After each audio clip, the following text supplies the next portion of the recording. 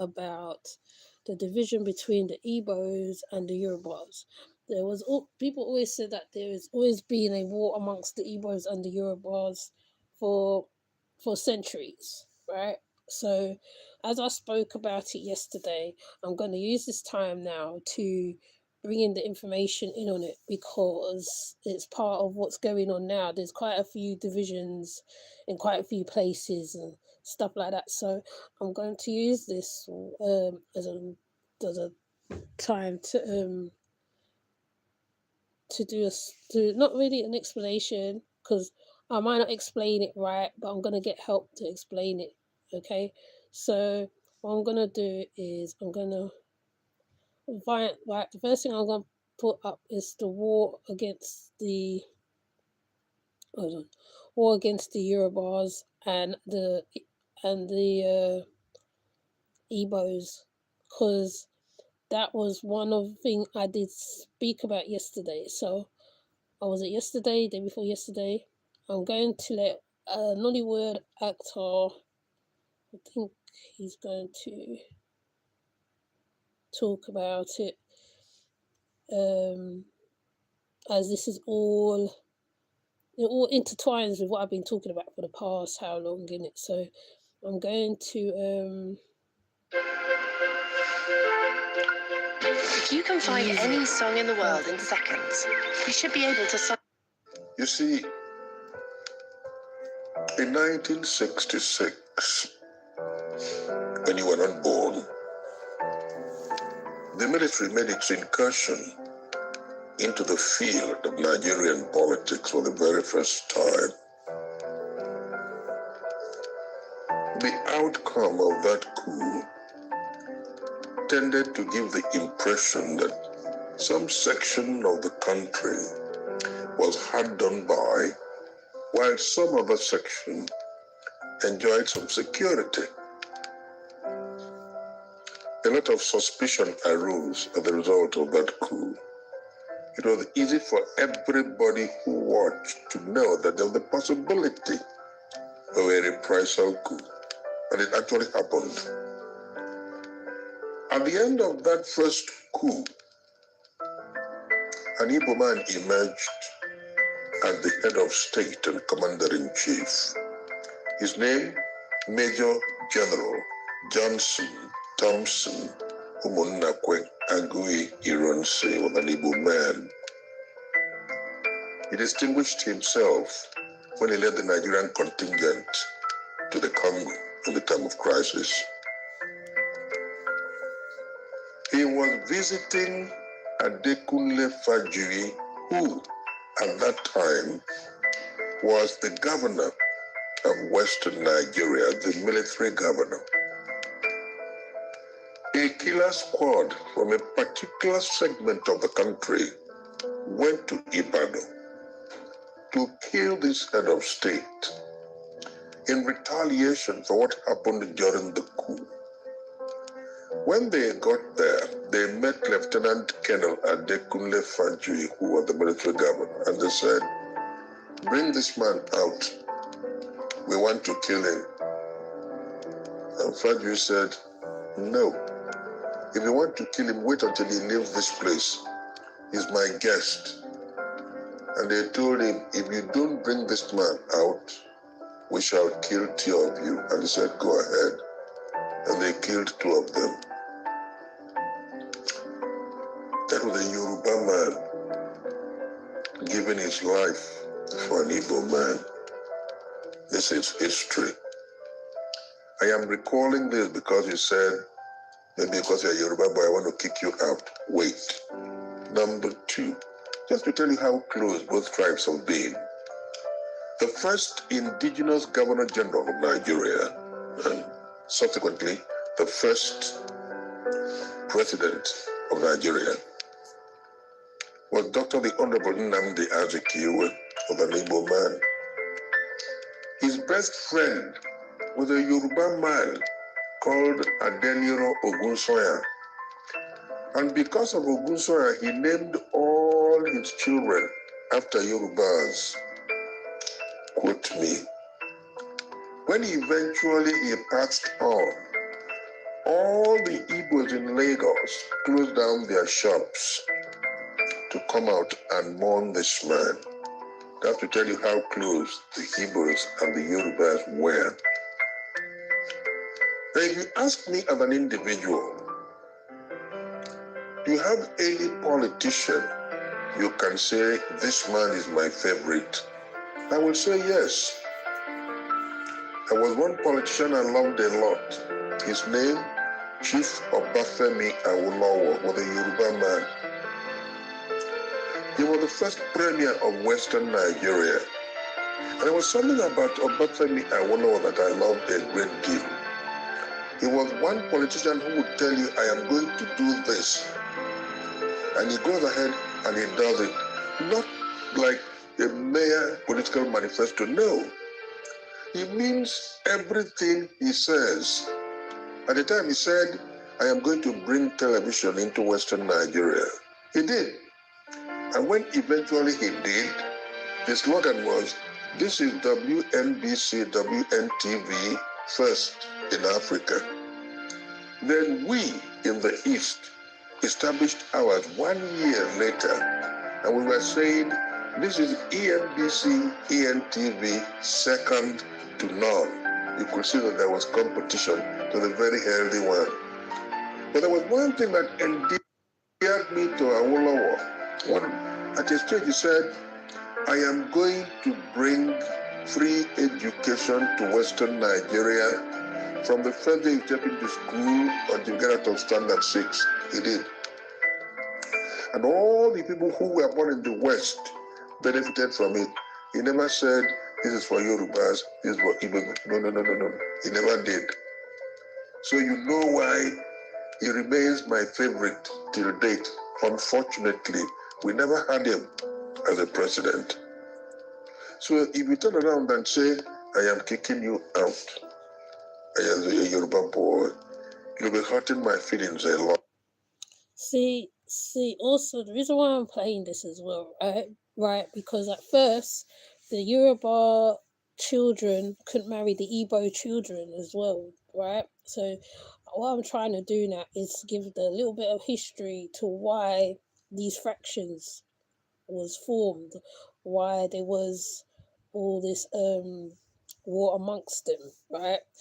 There was a movie that shows this history, and it highlights a lot of like most of the civil wars that's happened in Nigeria, because there's a lot of them that happened, I think, between the Hausas and I think it's the Igbos, the Hausa. I can't remember the other tribes because there's a lot of tribes in Nigeria.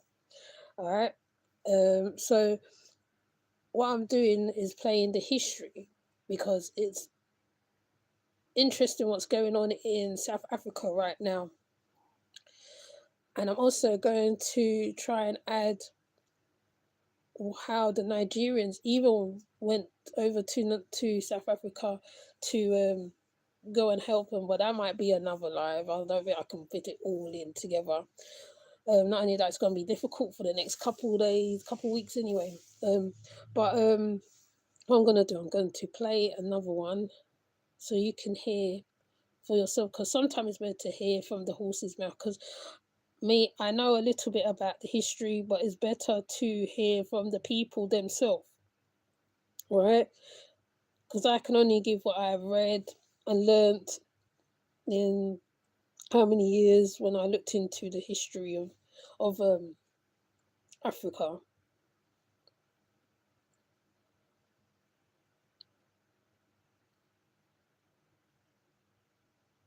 So let me see if it's gonna play. It's not gonna play. Okay. Hi, Mozzie. Melodies. Mozzie, bit Mozzie. Hold on, let me see if I can find the fight between them, because it's important that people understand why there was a fight between them and why. Because their children really was not allowed to marry. You see, that is proper division. When you cannot marry your love, who's from another tribe, it's turned tribalism. Tribalism. That's the terminology used for it. I'm okay, Mozzie. It's termed tribalism. So hold on, it's gonna play load of this right now. I want to get to the. If you can pay anyone, I'm hoping it will play. make claims with a tap. It's about time insurance does that. Get a quote at lemonade.com/UK. Summertime over here, so there's. Are you worried about your daughter's future? Looking for full-time homeschooling with Islamic education? Welcome to Higher. Right. Hi everyone. Hope you all are having an amazing time wherever you're. So what I'm doing, I'm playing from the actual people from the actual place, because they were given a better understanding to why there was a tribal war in Nigeria, okay? So that everybody can understand the reasons behind it. I'm sorry I can't show the screen because it's like, it's not, I haven't got my StreamYard's not up, so, and this thing's not working very well, so yeah. You're watching from. So there's something going on in Nigeria right now, and it has been Google.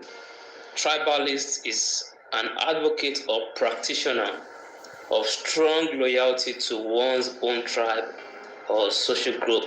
Wow. I mean, if that is the definition of tribalist, then obviously we are all guilty of this. As Nigerians, we are all kind of maybe loyal to our tribes, even to our religion as well. So if that is the definition of tribalist or tribalism, then obviously we are all guilty. When you come out and call us deluded, when you come out and call us stupid and call us names, when you come out and, boldly accuse us, Yorubas, as tribalist, it's kind of disrespectful to some of us or to a lot of Yoruba people, because at the end of the day, we don't think the same, we don't act the same. So after the last general election, I actually see that everything blew out of proportion, We started attacking ourselves on social media. We started calling ourselves names, and why do we do this?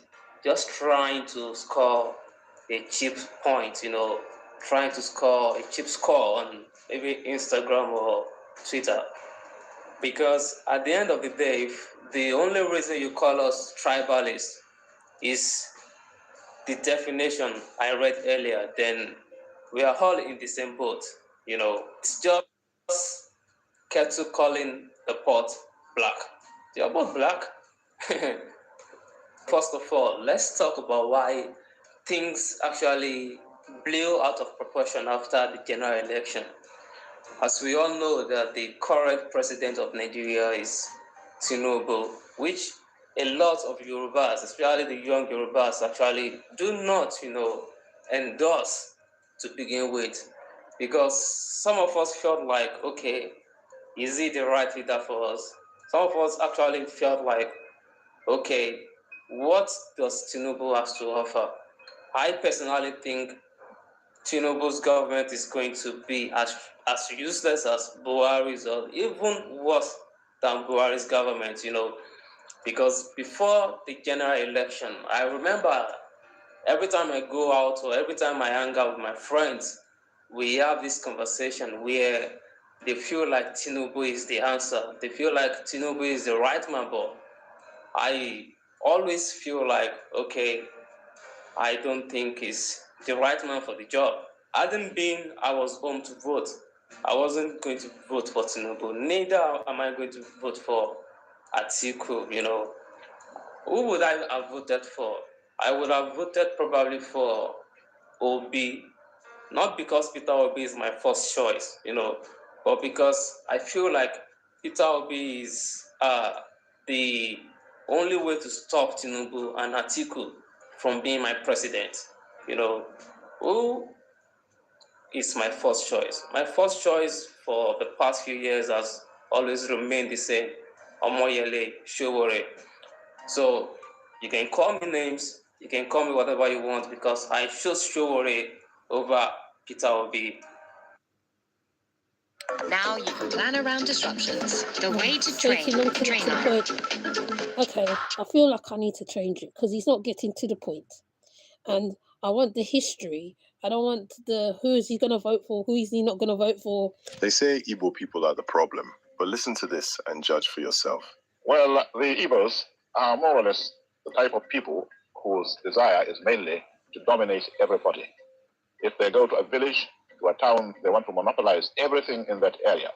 If you put them in a labor camp as a laborer, within a year they will try to emerge as headman of that camp, and so on. Well, in the past, our people were not alive to their responsibilities, because you can see from our northernization policy that in 1952, when I came here, there weren't 10 northerners in our civil service here. Who is the problem here? In 1865, 39 years before Nigeria became a country, James Africanus Beale Horton proposed a modern independent nation for the Igbo people. His proposal, titled The Empire of the Igbos, outlined a plan for a self-governed nation with its own army and currency. Horton believed in the potential of the Igbo people to thrive and vindicate the African race. His work was grounded in research that showed the Igbo were the most intelligent and adaptive group in West Africa. Horton also supported the controversial theory of a Jewish migration origin for the Igbo people. Born in British colonial Sierra Leone to former Igbo slaves, he trained at the Church Missionary Society School before studying medicine. He became a staff assistant surgeon in the British Army. Rising to the rank of Surgeon Major, Horton refuted racial stereotypes prevalent in Victorian Britain while advocating for a positive British influence in Africa. Though his dream of an Igbo nation was not realized in his lifetime, his philosophies influenced future nationalist movements.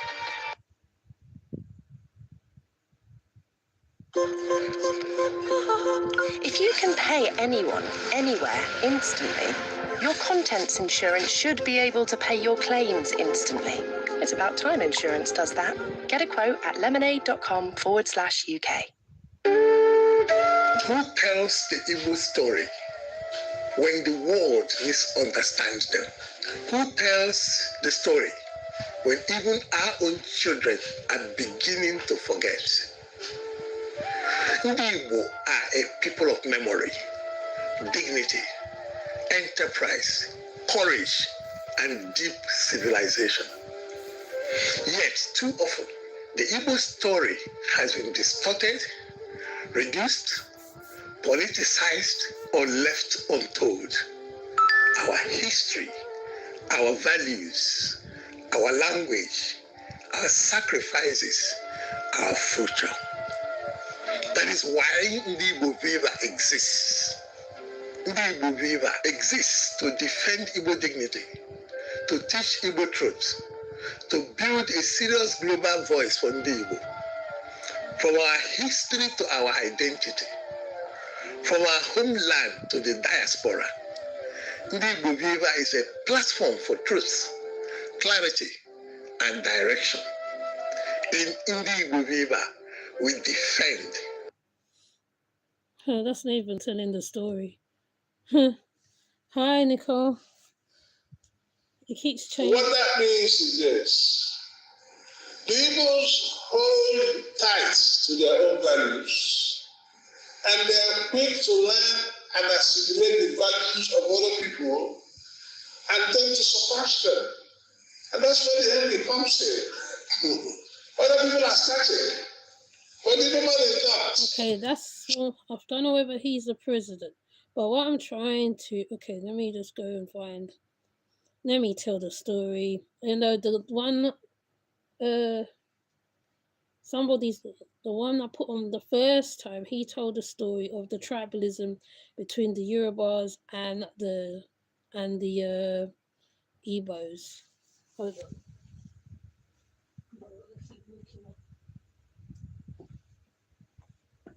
I thought he would have told the story, but let me do it. Okay, the Yoruba Wars was also known as the Yoruba Civil Wars. It was a series of conflict that engulfed the Yoruba-speaking areas of West Africa from approximately 1789 to 1893. These wars was characterized by instance prolonged struggles amongst the various Yoruba cities and kingdoms, leading to significant political, social, economics in the region. Now, the names, I'm not going to say the names of the places because hopefully I'll find the story to go with it. Okay, because that's a part of it. It's not all of it. See? So I want them to tell their story. I don't want to tell their story. I want them to tell the story. Because they can explain a little more. They can go in as deep and they can go in as, like, you know, the guy spoke about the two presidents, the Igbo president and the Yoruba president, and that how they have to and how they have to vote between the Yoruba president and the Igbo president. In Igbo, something dangerous is happening as the 2027 election is cheering up. Let's watch this video. Somebody has to come up to say enough is enough. If I get you right, Doc, what you're saying is that regardless of whatever tickets the opposition throws up and they go up against the incumbent government, even if they win, we should not expect any substantial or remarkable difference. In fact, it will cause the greatest damage to the polity because it's on. I mean, let's go raw. I don't sugarcoat it. It's assumed what you have now is the turn of the South. Turn of the South, turn of the Southwest. If Obi and Kwaso are to come in and obliterate the Southern second term, the war between the Yorubas and the Igbos will go to the highest level. That, the Igbos connive with the North to cut out Tinubu. But Tinubu is not performing. No say Yoruba person will defend Tinubu. But this time next year, if it happens, we will be playing with Rwanda between the Igbos and the Yorubas. That the Igbos will machinate, will make effort to uproot what is so-called Yoruba price. It's not deserving, it's not worthy, but in the streets, people should think about the implications of it. And I'm worried about what will happen if an Obi gets northern support and cuts out Tinubu for a second term, which Yorubas wrongly, non-meritorily believe is their turn. Something will have to happen next year. I don't want to think about it, but then whatever you sow, you reap. So let's interrogate this because it's a very If you are sincere and straightforward, sir, you should be advocating for legitimacy and real accountability. We need a working presidency. You are the one that said President Tinubu is not performing, and no right-thinking Yoruba person would. Oh, so this was 2 months ago. So there's a vote between a Yoruba president. I'm getting from this a Yoruba president and an Igbo president. See, the fraction still continues between them. But I really wanted the war that they had amongst them, the civil war. Let me see if I can get the civil war amongst them because that's the bit I want to deal with more. I don't want to deal with, like, this is the extra part, right? Okay, hopefully this is it. Because I've been looking for it. Because right now they're talking about the voting. That's what they're talking about between T-Ball. Welcome to the History Tales, where the past comes alive as we uncover forgotten stories, leaders, and the events that shaped our world. Travel through history, one tale at a time. Long ago, Yoruba land was ruled by a mighty empire, Oyo. But even the strongest kingdoms can grow weak from within. When the throne weakened, unity began to break. Yoruba lands split into powerful rival kingdoms, each fighting for control. And from the chaos, Ibadan rose as a city of warriors. Soon, Yoruba began to fight Yoruba in brutal battles across the land. Towns burned, and once peaceful villages disappeared into fire and smoke. Families fled, carrying only memories of what they lost. And then came the longest war of all, the Kiriji War, lasting over 16 years. Even the strongest warriors began to lose the will to fight. Year after year, the land grew tired of endless bloodshed. Then, a new power arrived, and the war slowly came to an end. The fighting stopped, but the unity had already been broken. Today, the Yoruba stand strong, but the echoes of the past remain. Their history reminds us where we came from and how far we've come. History is the story of who we are.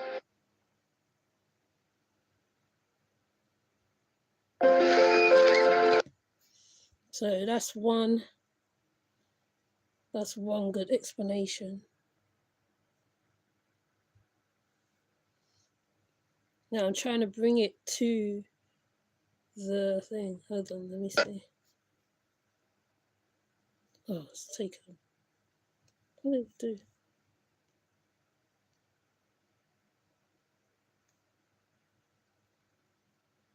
Oh, it went somewhere else.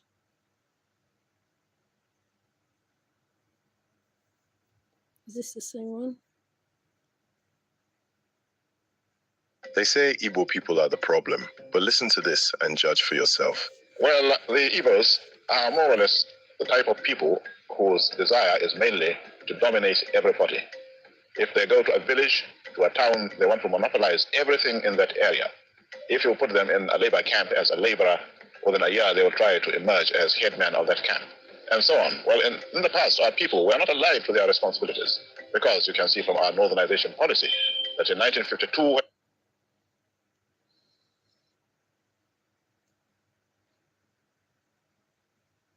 Is this it? Oh, I think this is it.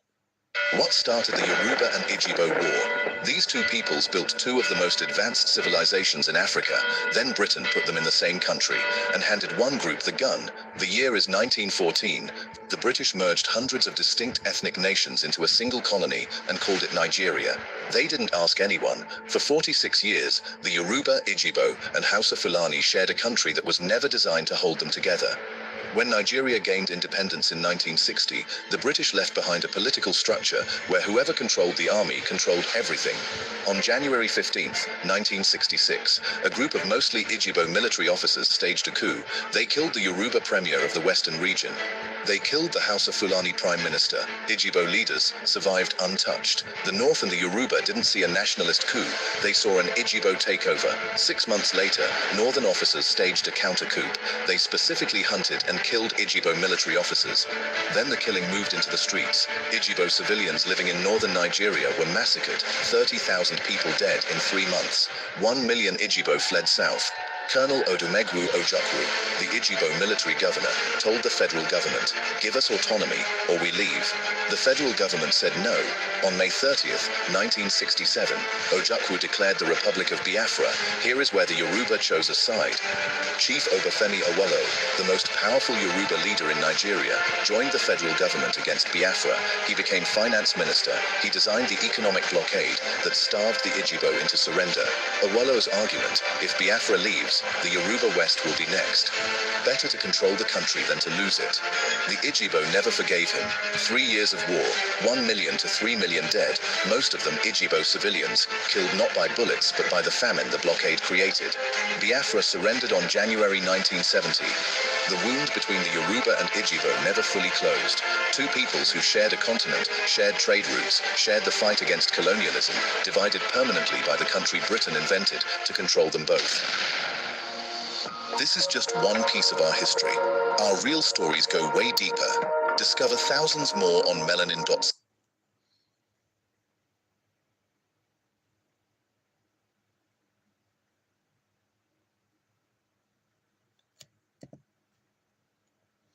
Yeah, so Britain have a part to play in this too.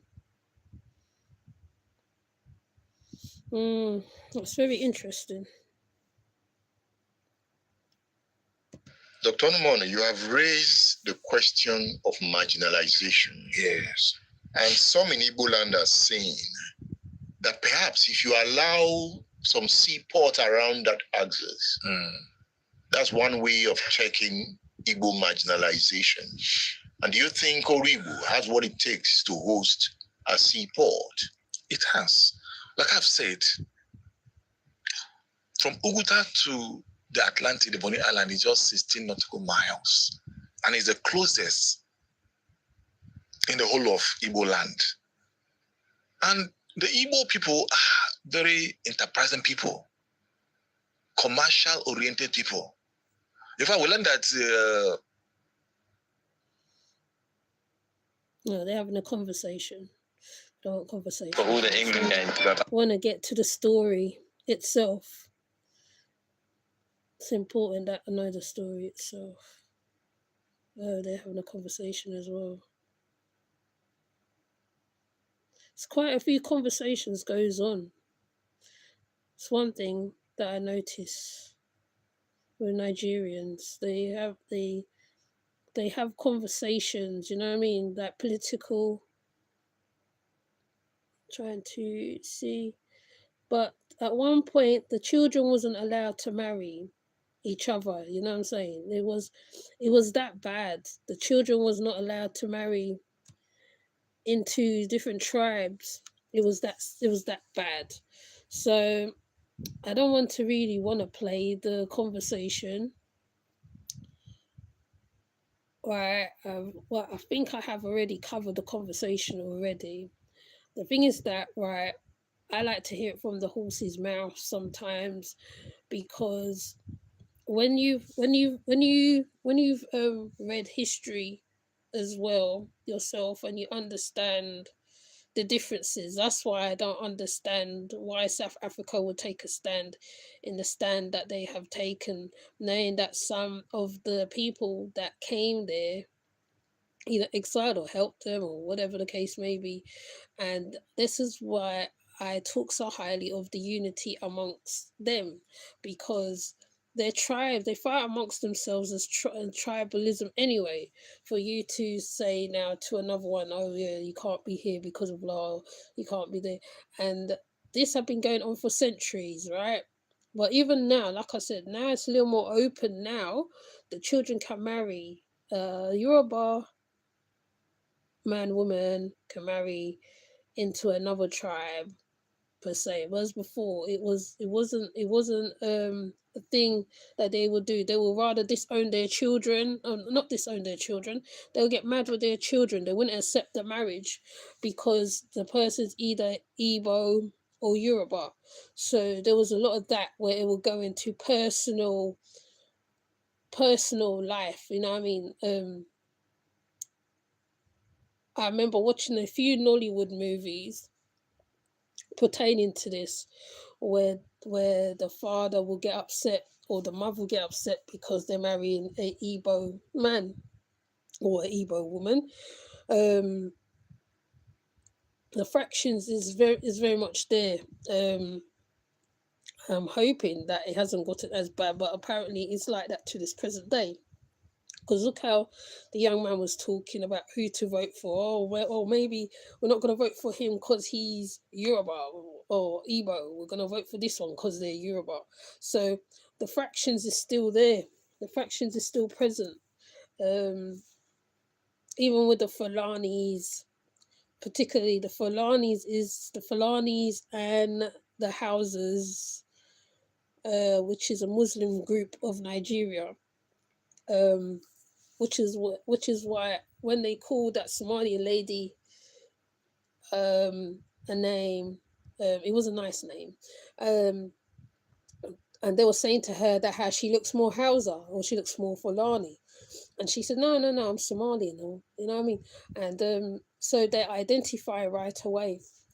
But what I've noticed, even at weddings, you will see different people at the weddings or whatever, you know what I mean, it's crossed over a lot.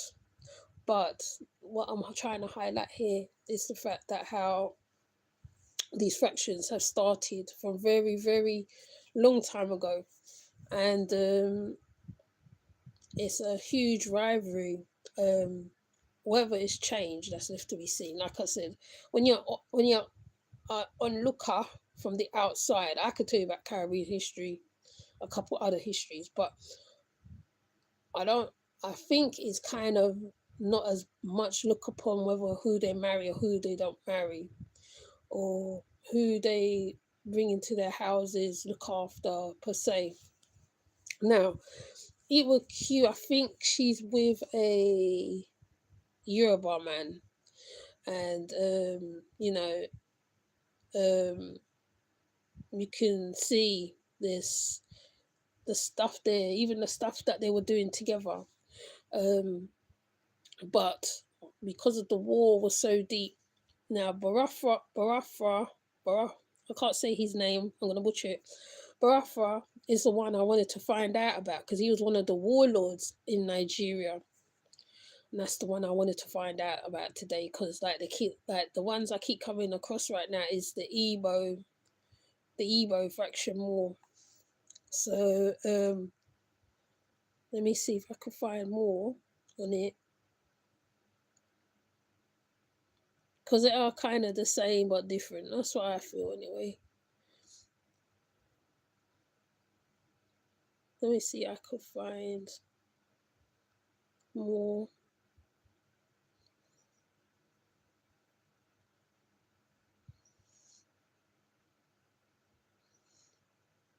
Let me see if it still goes on today, because that's what I really wanna. Let's talk about something that has quietly and sometimes even loudly divided Nigerians for decades: the Yoruba versus Igbo tension. If you spend any time on social media today, Twitter, TikTok, even YouTube comment sections, you'll see it. Arguments, insults, historical accusations being thrown back and forth. And honestly, it's sad. Because if you look at Nigeria from a strategic point of view, Igbo and Yoruba people should be natural allies. But instead, we often behave like enemies. So the question is, what exactly is this fight about? Where did it start? And more importantly, why is it still continuing today? To understand this issue, we have to go back, not to social media, not to modern politics, but back to history. Pre-independence and post-independence Nigeria.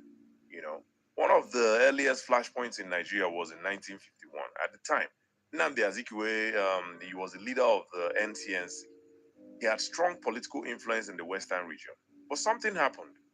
There was what many people described as an overnight political shift, where a significant number of Yoruba politicians, they aligned themselves with the newly formed action group led by Awolowo. This move changed the political balance in the West. It forced the NCNC into a minority position there. And as a result, Nnamdi Azikiwe had to abandon his ambition of becoming premier of the Western region and return to the East, where interestingly, he displaced Iyo Ita, who was already leading in the NCNC in the East. Now, on a lighter note, right, who will speak for Iyo Ita? But that's a conversation for another day. But back to the point, right? For many Igbo people, that moment was seen as a political betrayal. Fast forward to the late 1960s. Nigeria is on the brink. Tensions are high. And then comes one of the most defining moments in Nigerian history, the Biafran War. But before the declaration of Biafra, Odumogo Ojukwu, he had consultations, including with Obafemi Awolowo. Now, here is where there's a lot of different interpretations, right? Some people believe Awolowo's position was diplomatic, that he tried to persuade Ojukwu not to secede. Others believe Ojukwu interpreted the engagement differently, possibly expecting some support from Awolowo. But when the war began, Awolowo aligned with the federal government, right? And for many Biafran supporters, that moment was seen as another betrayal. And that's why you see them till this day. Anybody who they don't agree with, saboteur. That's what they call the person. Now let's flip the perspective, because this tension is not one-sided, right? Many non-Igbo Nigerians, including Yoruba people, they hold their own grievances. One major one is the 1966 coup. The coup that was largely led by Igbo officers, and the victims, mostly non-Igbo political leaders. No prominent Igbo political leader was killed in that coup. That perception, whether fully accurate or not, right? It created a narrative that labeled the coup as an Igbo coup. And from there, a dangerous sentiment grew that Igbos were traitors to the Nigerian state, right? Then came Biafra and then the war. And those events combined, they combined and deepened the mistrust on all sides, right? But here's the real question. All of this happened decades ago. So why? Why are we still fighting these battles today? Because when you look at modern Nigeria, the reality tells a different story. The reality of today is that Igbo people are everywhere in Nigeria, trading, building businesses, creating value. And nowhere is this more visible than in Lagos, a Yoruba state and Nigeria's commercial capital, right? If there was truly deep hatred, would this be possible? Think about it, right? Just think about it for a second. There's also a high level of intermarriage between Igbo and Yoruba people, more than most other tribal combinations in Nigeria. Families are mixed, cultures are shared, lives are intertwined. So clearly, on a people-to-people level, the relationship is not as hostile as social media makes it to seem. Now, after the Biafran War ended in 1970, something important happened, right? Many Igbo people who had fled Lagos, they returned. They returned back to Lagos. And they were not just welcomed. In many cases, they were given back their lands and properties. Even income-generating properties, profits that had accumulated, they were returned to their rightful owners. Now, compare that to what happened in other parts of Nigeria, particularly in areas like River State, right? Where Igbo properties were seized under the abandoned property policy of Nigeria at the time, which was also led by David Mark, the former Senate president. A committee was set up and those properties were redistributed. Many Igbo families never recovered their assets, right? But this part of history is not often highlighted. And when history is told selectively, it feeds bias. Now let's bring it to the present, because history alone is not sustaining this tension, right? Modern voices are responsible. People who continue to fuel division, people who benefit from keeping tribes at odds. And in my opinion, individuals like Nnamdi Kanu, through platforms that he had like Radio Biafra, they played a role in amplifying this hostility by constantly pushing narratives of Fulani are the problem, Yoruba people are betrayers. These were the narratives he was pushing. And when you push this type of narratives, you create a mindset of permanent victimhood and permanent enemies. And that is dangerous because it prevents progress. Here's my personal take, right? And I'm going to be very honest. I don't see any logical reason why this animosity should still exist today.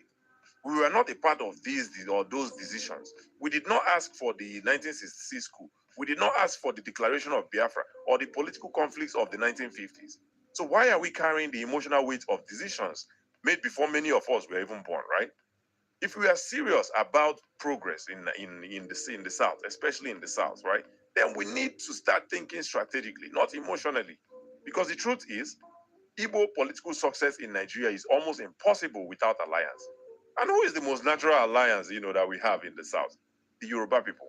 Not because of sentiment, but because of strategy. Numbers matter. Coalitions matter. Politics is about alignment of interests. And if the South remains divided, it weakens itself. Here's my final thought on this, right? Some people say it's time for Nigeria to have an Igbo president, and I agree. It's a valid aspiration. But aspirations alone don't win elections. Strategy does. And strategy requires unity, alliances, letting go of outdated grievances. Because the simple truth is this, right? We cannot build the future if we are still fighting the past. And if Igbo and Yoruba people ever truly align, not just socially, but politically, that alliance could reshape Nigeria. And the final question that I have for today is this, right? Are we ready to move forward, or are we still trapped in history? Anyway, if you enjoyed this episode, please feel free to share. See, the same thing he said that I just said. They literally marry each other. They, as he puts it, they intertwine. Yeah, you know what I mean. Like it. From when I started finding out about Nigerian stuff, at first, there was an issue with a lot of stuff, a lot of things. Okay, there's a lot of taboos in Nigeria. Nigeria has a lot of taboos and a lot of stuff pertaining to a lot of things. So when you're looking at the conflict between the tribes itself, you see that, right? You see, as he's saying now, what they're looking at is there was electing Yoruba presidents and not electing, which is what I think the young man was saying earlier, not electing Igbo presidents, right? So basically, like the grievances is still there. It's still in the air. The tensions are still there. They're still following through with the the Yoruba versus Igbo thing. Now, what I like about this young man is how he coins certain things, and he explains, the understanding of the political world as well as the social world, right? So if you're mixing socially, which I have said before, you do see them at parties, conferences, religious spaces, and all that. So if you're mixing together, well, therefore, right, maybe certain things need to be changed, taken into account, and um, like um, he's he can only explain it because he is a Nigerian. He can explain it, and he also highlighted the fact of but that guy with the name, I can never say his name. Bafra. Um, because I think I did hear about him. I remember being around, like I said, people from the continent, and conversations were struck up. They were like, it could be around Rwanda, Zimbabwe, and Nigeria, and that name has come up before. I actually remember two people talking about it, where they talk about the states, they talk about the different spaces and stuff like that, and the Fulanis. Though I think I have met a Fulani Nigerian before, but I can't remember. But I do remember them having these conversations and bringing up that same name, the Barafra guy. So I'm thinking, oh, okay, but I didn't know where he stand on this, because I've always heard about the war between the Yorubas and the Igbos. I've never really not heard anything else. I didn't really know about the I don't know whether he's a dictator or what, but I will find out, because it's always good to know about these things, I feel, because when the conversation come up, at least you know. So I just thought I'll highlight this, as I've been highlighting the xenophobia in South Africa, and really highlighting it because it's really crazy. And I think this is part of it as well. Now, I'm just hoping that how the fractions is still not going on, but that there should be some levels of unity. I'm not saying it be kumbaya moment. Once again, there's never a kumbaya moment. Obviously, there's always a time where there'll be clashes amongst certain ideas, ideologies, and philosophies and stuff like that. That's bound to come up. They've been warring for centuries and years, so I don't expect major changes so quickly. But it's good that how people are having these conversations. Therefore, like, things can be changed. Like they always talk about people looking backwards before they go forward. You have to look backwards, and it's always good to help. And that, in Ghanaian terms, is Sankofa.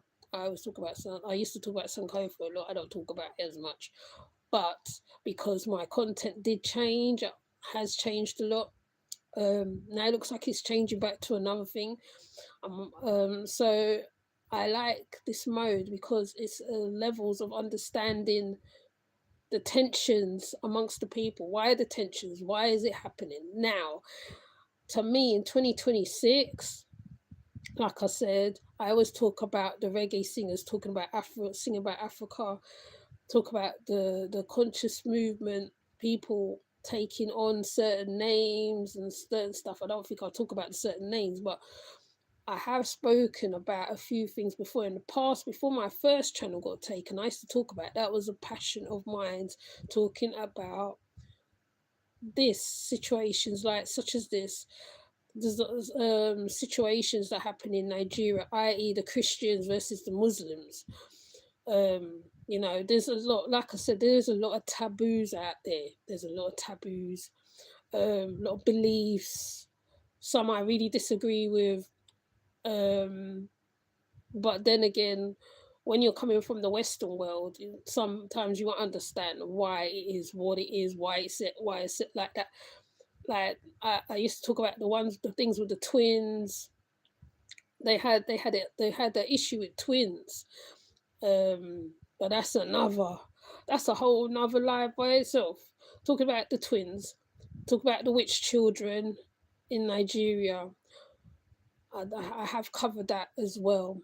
Like, you know, when there's bad luck, how they think. But there is some liberated Africans who think a certain way, or African people from the continent who have a liberated mind. They lived outside of Nigeria. They're not just in the rural areas. As people paint them as these people who lives in huts and stuff like that, and all like that. It's not always the case. There are some very, very, very high class people in Nigeria. I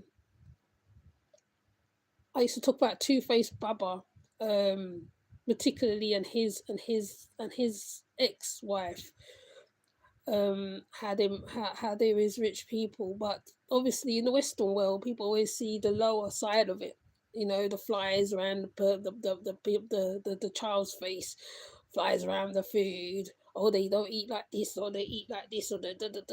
Yes, there is a lot of things that happens around Nigeria. There is a lot of stereotypes of Nigeria. There's some who do live to the stereotypes, and some who don't, and some who actually do business, and there's some who do illegal stuff. That's why I said in every nation there is bad and good. In every nation, it doesn't matter who you meet, is how they treat you, right? And especially, like I said, even me, a West Indian, I was more embraced by not with Africans on the whole. I was embraced more than my Caribbean side. That's why I understand them. I didn't used to. Even I was looking at their one side and thinking, "What the hell?" But then when you come to talk to them on a level, you find out something else. Oh, my battery's dying. You find out something else. So I don't expect others to follow how I do things, but it's down to the individual at hand. Obviously, I was part of a couple of things, so there's an understanding of that certain worlds. Obviously, I didn't get into all the worlds. I wish I did, because they are Nigeria on the whole. They're very proud people. They are proud people. They're like Jamaicans. Jamaicans are very proud people.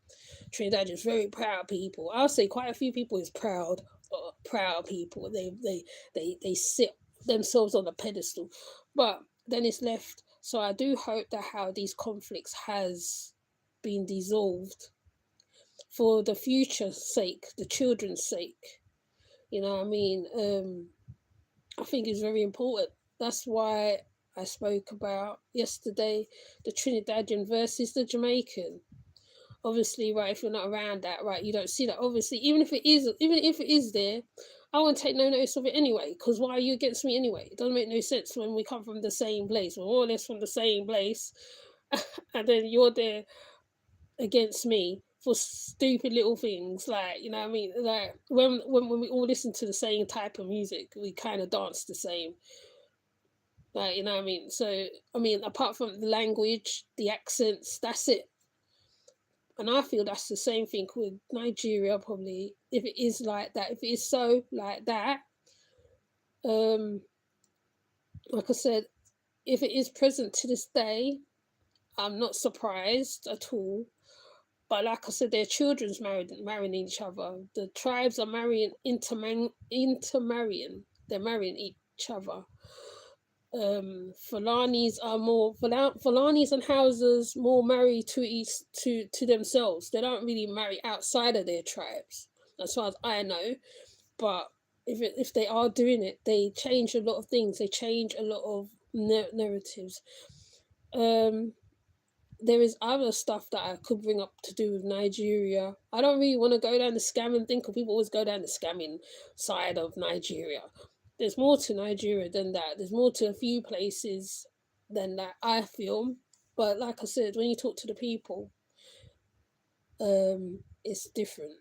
It's a different kettle of fish. Like, they take you, if you treat them good, they treat you good. That's how I feel with some of them.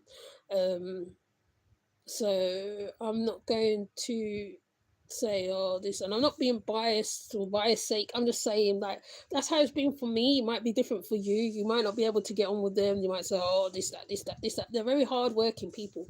Well, I know of Yorubas, Igbos. I've seen Igbos work. I've seen Nigerians work. They're very hardworking people. There's a lot of hardworking people, and they will start from less, and they will build themselves up. I.e., the one who plays Jennifer Diary, she gives a great example of that in one of her episodes, where Jennifer starts out as small, very small, simple person. Now, when you watch Jennifer Diary now, she's running a hairdresser. She's got people running underneath her. They build up themselves, and they become great businessmen and women, actors, actresses, you name it. There's a whole industry in Nigeria that's going on. Like I said, there might be the odd, bad eggs amongst everything else, but in all of that, there is a good lot of people there, I will say. So, you know what I mean? But like I said, I'm going from my own personal experience. I'm not saying your experience might not be good like that, but it all depends how comfortable you feel. Obviously, you don't take things for face value. You never take person for face value. You have to be very, very on your boundary thing. So, like I said, this conversation's turned the other way. But like I said, there's loads around this whole topic. Even the xenophobic thing, there's loads around that. The reason why I haven't posted up more videos on that, because I can see where that is going. I can see where South Africa is heading, right? Yeah. So basically, that's what I want to say, really. So really, please, thank you for passing through. It was a bit technically trying to find the video to explain straight the history between them. That conflict, as people's talking about division, people are talking about division a lot. I thought I'd bring it onto my audience. So there is a lot of divisions going on. Stupid divisions. I call them stupid divisions. They make no blinking sense. Well, silly things, colorism, all sorts of things. It's just ridiculous. It's just the words of Jaded Emperor, it behooves me. I just don't feed into that. I don't subscribe to that. I disagree with a lot of stuff. Yes, I do. I'm not gonna say I'm like agreeance with most things, no, but there's a lot of disagreements with most things, because I know after becoming from Rastafarianism, when you're talking about going back to Africa and all that stuff, and then you're seeing all this craziness, you're thinking, wow, I don't even know now. So some people's living quite peacefully. But yeah, anyways, I'm not going to go off on a tangent, because I will go off on a tangent, and I don't want to go off on a tangent, because I think I made my stated the subject at hand. Please go back and watch my other videos. All of them is all in sync with each other. All seems to be running together with each other. You know what I mean? Seems like Kabbalah seems to be off the table for now, and General Simba. So they all seem to be running, they intermingle with each other. All the subjects that I'm covered so far intermingle with each other. All sound the same, got the same problems, the same strategy, the same this. Oh, well, like, we don't like them over there. We don't like them over there because of block. We don't like them over there because of this. When you are the same people, the only difference is that you live in a different region. When we talk, they do talk a different language. I've heard Benin people talk. They talk a whole different dialect. I think Igbo people talk Yoruba, if I remember rightly. But, you know, but when you hear a Benin person talk, a Hausa one, I think they talk totally different. The dialects are different. The sound is the same, but it's different. They carry themselves with poise, you know. Some, you know, the ones who's really about that life, you know what I mean? So, you know, I don't know how else to round it up, really. I can't really round up the topic because there's nowhere to round up the topic, because I know within that I'll probably find another topic linked to this topic, and then I just go on and on and on. So yeah, so I think maybe it's a good thing I ain't got my StreamYard, because I think I'll be going a bit beyond that. So with that said, I'm going to leave it there because I don't want to carry it into something else. I don't want to expand. I think the people themselves explained it in the way that they know, because they live there. Well, probably their parents have told them the story of that land. You know, it's oral, it's all oral when they talk about it, you know, griots and stuff like that. I can go down all that wormhole, but I don't, right now, I'm not going to do it. I might leave it for a while. And then if you do want to hear about all that, the griots, the that and that and this and that, it's there. But I also need to try and get to my other channel, because I've been really not dealing with my other channel as great. But I'm trying, because I'm trying to get the subscribers up so I can go live like this, so I can have my conversations. But with that said, thank you, Mossy, for coming through. Mossy Melodies, and Nicole for coming through. And I'll just leave it right there. Please comment in the comment section and tell me what you think of this, because this is really mirroring a lot of the conversations I've been having already. So with that said, I will leave it right there. I know lots of people's not been watching, whatever. To me, information's information. Whether I'm covering Kabbalah, my jazzy life, whoever, is information's information. Everything has an issue, and it all comes in different boxes and different sections, and you have to be open-minded about certain stuff, to me. So and I've always talked like this before. This is nothing new. Like, you know what I mean? I'm not as hard as I used to be. I have covered Nation of Islam because I understand Nation of Islam, because I was around them. Rastafari I have covered. That's why I put a Phantom Moja right now, because I used to listen to him a lot. So everything has something to do with something. It's left for people to understand who relates to me, who don't relate to me. I can't force you to drink the wine. You have to understand. Not everybody's the same. So with that said, or everybody think the same. With that said, I'm gonna leave it right there, and I would come back again and we'll have a different conversation, maybe. Who knows? Or it might be the same conversation, who knows? But with that said, I will see you in the comment section. And I think this is for Truth, because Truth was asking for this subject to be covered, to understand the differences between the tribes.